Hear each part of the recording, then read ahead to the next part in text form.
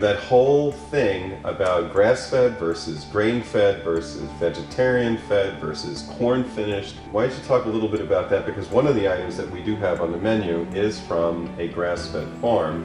Yes. And we do serve grass-fed beef here, so.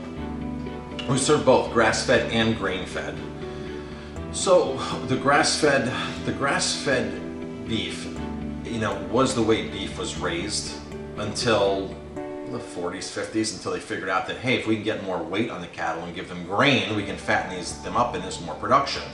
But when you talk about grass-fed animals, here's the technical definition, Carl. And a lot of consumers, a lot of chefs are confused on this. When every animal eats grass to begin with. That's how cows are raised in the early days of their life. They're raised on grass. Farmers in the beginning don't start giving them grain. It's more of an economy thing. The cattle are out on grass pastures, but then cattle will change hands once, twice, 3 times, even 4 times. They'll go to a mid-feeder, then to a feeder, then to a finisher, and then to a packing plant, to several different levels before they actually make it onto the plate or to the restaurant. So as the cattle gets older, the cattle these ranchers or companies, packers, growers, finishers, will start taking them off of grass and start giving them grain. Once you introduce grain into a cow's life, into cattle's life, no longer can you call it grass-fed.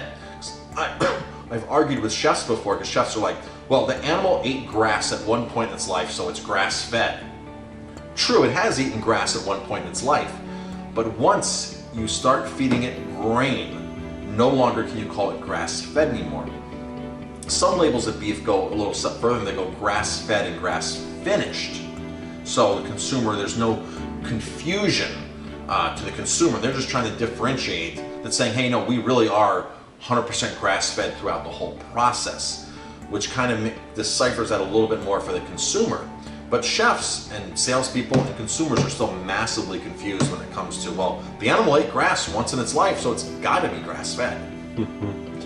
Love advertising. So, of course, the USDA says, no, that's not true.